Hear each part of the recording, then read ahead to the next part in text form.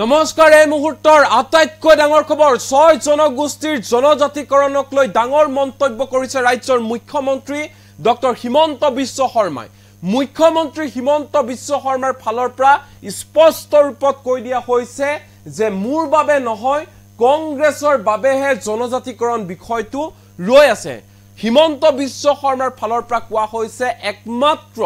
কংগ্ৰেছৰ ভুল সিদ্ধান্তৰ বাবে কংগ্ৰেছৰ ভুলৰ বাবে ৬ জনগোষ্ঠীৰ জনজাতিকৰণ বিষয়টো আজি কুপতি ৰৈ আছে এনে ধৰণে মন্তব্য প্ৰকাশ কৰিছে ৰাজ্যৰ মুখ্যমন্ত্ৰী ডক্টৰ হিমন্ত বিশ্ব শৰ্মাই এই মুহূৰ্তত জনাইছো এই ডাঙৰ খবৰ ৬ জনগোষ্ঠীৰ জনজাতিকৰণক লৈ ডাঙৰ মন্তব্য কৰিছে ৰাজ্যৰ মুখ্যমন্ত্ৰী ডক্টৰ হিমন্ত বিশ্ব শৰ্মাই মোৰ বাবে নহয় কংগ্ৰেছৰ বাবেহে জনজাতিকৰণ বিষয়টো ৰৈ আছে শাসনত থকাৰ সময়ত কংগ্ৰেছে লোৱা ভুল সিদ্ধান্তৰ বাবে ৬ জনগোষ্ঠীৰ জনজাতিকৰণ ৰৈ গৈছে ৬ জনগোষ্ঠীৰ জনজাতিকৰণ প্ৰসংগত কংগ্ৰেছে হাপ হৈ খুটি বেজ হৈ জাৰিছে এনে ধৰণে মন্তব্য প্ৰকাশ কৰিছে ৰাজ্যৰ মুখ্যমন্ত্ৰী ডক্টৰ হিমন্ত বিশ্ব শৰ্মাই যিহেতু ৬ জনগোষ্ঠীৰ জনজাতিকৰণ প্ৰসংগ দীৰ্ঘদিনীয়া এক সমস্যা প্ৰতিবাৰে ৬ জনগোষ্ঠীয়ে জনজাতিকৰণৰ দাবীত প্ৰতিবাদ কৰি আহিছে আন্দোলন কৰি আহিছে কিন্তু বৰ্তমান সময়তো ৬ জনগোষ্ঠীৰ জনজাতিকৰণ হোৱা নাই আৰু এই সমগ্ৰ বিষয়ক কেন্দ্ৰ কৰি ইতিমধ্যে ৰাজনীতি আৰম্ভ হৈ গৈছে আৰু এবাৰ কংগ্ৰেছক কটাক্ষ কৰি ৬ জনগোষ্ঠীৰ জনজাতিকৰণ প্ৰসংগত হিমন্ত বিশ্ব শৰ্মাৰ মন্তব্য যে শাসনত থকাৰ সময়ত কংগ্ৰেছে লোৱা ভুল সিদ্ধান্তৰ বাবে ৬ জনগোষ্ঠীৰ জনজাতিকৰণ ৰৈ গৈছে ৬ জনগোষ্ঠীৰ জনজাতিকৰণ প্ৰসংগত কংগ্ৰেছে হাপ হৈ খুটি বেজ হৈ জাৰিছে এনে ধৰণে তীব্ৰ কটাক্ষ কৰে মুখ্যমন্ত্ৰী ডক্টৰ হিমন্ত বিশ্ব শৰ্মাই এই মুহূৰ্তত হিমন্ত বিশ্ব শৰ্মাৰ মন্তব্য আমাৰ লগত আছে কি কৈছে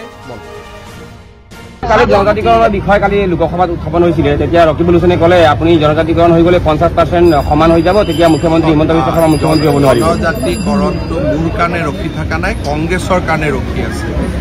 কংগ্ৰেছে বিধানসভাত কি প্ৰস্তাৱ পাছ কৰিছিল যে অসমৰ বৰ্তমানৰ জনজাতীয়সকলক এনঅ'চি ল'বই লাগিব চৰকাৰে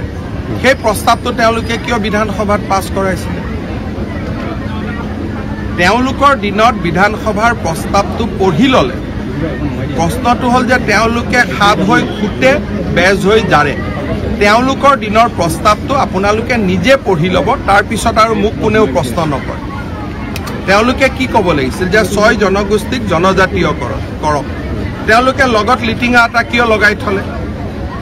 যে বৰ্তমানৰ জনজাতীয় লোকৰ ক্ষতি নোহোৱাকৈ সেই শব্দটো কিয় লিখাই ৰাখিলে কংগ্ৰেছে গতিকে কংগ্ৰেছে সেই উত্তৰটো দিয়ক যে সেই লগত টিলিঙাটো তেওঁলোকে কিয় লগাই দিয়ে সেইটো সুধি লওক তেওঁলোকক তাৰপিছত কালি জনজাতিকৰণৰ বিষয় কালি লোকসভাত উত্থাপন হৈছিলে তেতিয়া ৰকিবুল হুছেইনে ক'লে আপুনি জনজাতিকৰণ হৈ গ'লে 50% সমান হৈ যাব তেতিয়া মুখ্যমন্ত্ৰী হিমন্ত বিশ্ব শৰ্মা মুখ্যমন্ত্ৰী হ'ব নোৱাৰিব জনজাতিকৰণটো মোৰ কাৰণে ৰখি থকা নাই কংগ্ৰেছৰ কাৰণে ৰখি আছে কংগ্ৰেছে বিধানসভাত কি প্ৰস্তাৱ পাছ কৰিছিল যে অসমৰ বৰ্তমানৰ জনজাতীয়সকলক এনঅ'চি ল'বই লাগিব চৰকাৰে সেই প্ৰস্তাৱটো তেওঁলোকে কিয় বিধানসভাত পাছ কৰাইছিলে তেওঁলোকৰ দিনত বিধানসভাৰ প্ৰস্তাৱটো পঢ়ি ল'লে প্ৰশ্নটো হ'ল যে তেওঁলোকে খাপ হৈ খুটে বেজ হৈ জাৰে তেওঁলোকৰ দিনৰ প্ৰস্তাৱটো আপোনালোকে নিজে পঢ়ি ল'ব তাৰপিছত আৰু মোক কোনেও প্ৰশ্ন নকৰে তেওঁলোকে কি ক'ব লাগিছিল যে ৬ জনগোষ্ঠীক জনজাতীয় কৰক তেওঁলোকে লগত লিটিঙা এটা কিয় লগাই থলে যে বৰ্তমানৰ জনজাতীয় লোকৰ ক্ষতি নোহোৱাকৈ সেই শব্দটো কিয় লিখাই ৰাখিলে কংগ্ৰেছে গতিকে কংগ্ৰেছে সেই উত্তৰটো দিয়ক যে সেই লগত টিলিঙাটো তেওঁলোকে কিয় লগাই দিয়ে সেইটো সুধি লওক তেওঁলোকক তাৰপিছত কালি জনজাতিকৰণৰ বিষয় কালি লোকসভাত উত্থাপন হৈছিলে তেতিয়া ৰকিবুল হুছেইনে ক'লে আপুনি জনজাতিকৰণ হৈ গ'লে 50% সমান হৈ যাব তেতিয়া মুখ্যমন্ত্ৰী হিমন্ত বিশ্ব শৰ্মা মুখ্যমন্ত্ৰী হ'ব নোৱাৰিব জনজাতিকৰণটো মোৰ কাৰণে ৰখি থকা নাই কংগ্ৰেছৰ কাৰণে ৰখি আছে কংগ্ৰেছে বিধানসভাত কি প্ৰস্তাৱ পাছ কৰিছিল যে অসমৰ বৰ্তমানৰ জনজাতীয়সকলক এনঅ'চি ল'বই লাগিব চৰকাৰে সেই প্ৰস্তাৱটো তেওঁলোকে কিয় বিধানসভাত পাছ কৰাইছিলে তেওঁলোকৰ দিনত বিধানসভাৰ প্ৰস্তাৱটো পঢ়ি ল'লে প্ৰশ্নটো হ'ল যে তেওঁলোকে খাপ হৈ খুটে বেজ হৈ জাৰে তেওঁলোকৰ দিনৰ প্ৰস্তাৱটো আপোনালোকে নিজে পঢ়ি ল'ব তাৰপিছত আৰু মোক কোনেও প্ৰশ্ন নকৰে তেওঁলোকে কি ক'ব লাগিছিল যে 6 জনগোষ্ঠীক জনজাতীয় কৰক তেওঁলোকে লগত লিটিঙা এটা কিয় লগাই থলে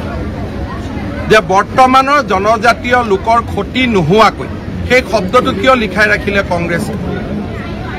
গতিকে কংগ্ৰেছে সেই উত্তৰটো দিয়ক যে সেই লগত টিলিঙাটো তেওঁলোকে কিয় লগাই দিলে সেইটো সুধি লওক তেওঁলোকক তাৰ পিছত